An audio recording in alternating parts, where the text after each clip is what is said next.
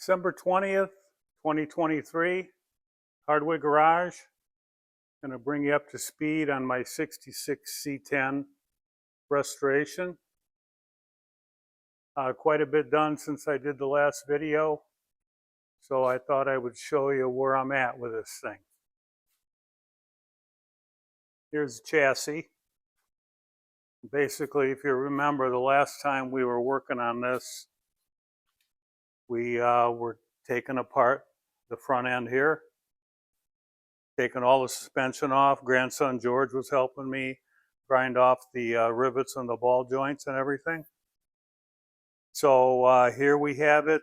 Took wire, well, first of all, after we got it apart, I rolled it outside on a nice day and pressure washed it out the door here. Got a nice pad out here. It was a 50-degree day, so that worked out pretty well. That was about a month ago. And brought it inside, let it dry good, and took a wire wheel on the drill and got all the loose rust off of it that I could. I mean, some guys prefer, take it somewhere, get it sandblasted. I'm not looking to build a show truck. Just want it clean, a new suspension, and degreased and everything. And then once it was all clean, I just washed it off with brake parts cleaner in preparation for paint. And I'll show you what I used here. Over the rusty metal is the Eastwood rust encapsulator. I did a little research, and they said this stuff was about the best for just slight surface rust, but you got to make sure you get all the loose rust off before you go putting any paint on it. So let that dry. Put a couple coats of that on it, let it dry for a few days, and then I did a little more research and found that the Rust-Oleum satin black is very close to the Eastwood chassis black, and I've used it before, and it gives a very similar, if not exact, finish. And that's the Rust-Oleum right here. Satin finish. They got this new spray adjustable tip on here, which I'm not crazy about, but seemed to work well. Didn't have any problem with clogging or anything. So that's the chassis. It's apart. And the next step is to take the control arms, which are right here, taking those to the sandblaster. There's a local guy who'll blast them for me. Then get them back here to the shop. I made this little rack here on this cart to hang those control arms on once they're all cleaned and degreased. And then I'm going to use some gray Rust-Oleum primer on them, and I'm going to shoot them with the black Rust-Oleum again. As you can see, I kind of just put all the parts off the front end here, steering parts and everything. There's the steering box, which I took off, and I'm going to get probably a kit to rebuild that. As far as these other parts go, the power steering cylinder, power steering control valve, I'm probably just going to buy all rebuilt parts. Seems like Rock Auto is a pretty good source for that kind of stuff. Other than that, I did a little rearranging here at the shop. Got the body for the C10 over here. You can see it there. A little more accessible. So I'll roll it out here for when I'm ready to start working on the body.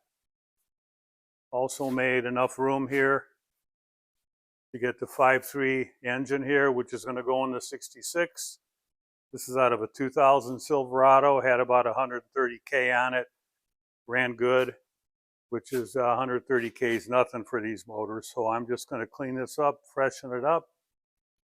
And then the next step would be to buy the mounting kit that mounts this 5.3 in that chassis.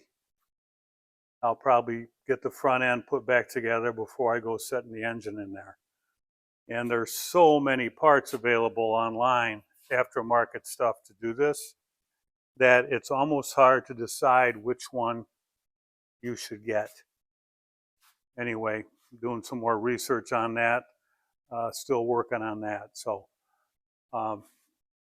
there's the transmission. I believe it's a 4L60E, and the truck had four-wheel drive, so that's going to have to get a new two-wheel drive tail shaft, and I'm going to get that off to the tranny rebuilder here shortly.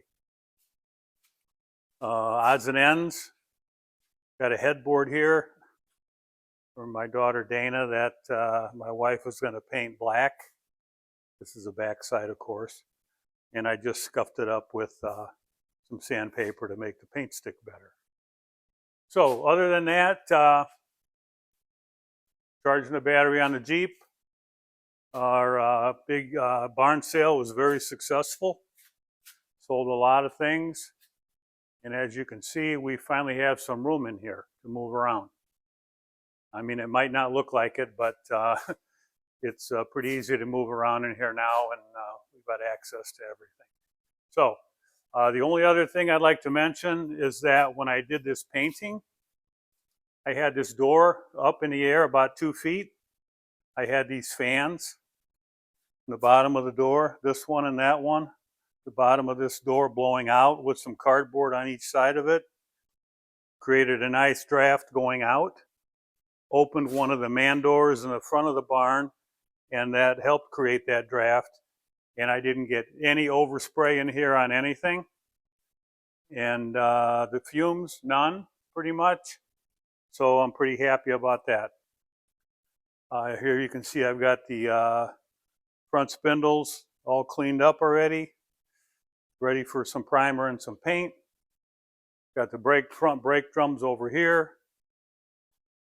A little more cleaning on those yet to do, but we're finally making some progress. So that's about it from the Hardway Garage, December 20th, 2023. See you soon. Thanks for watching.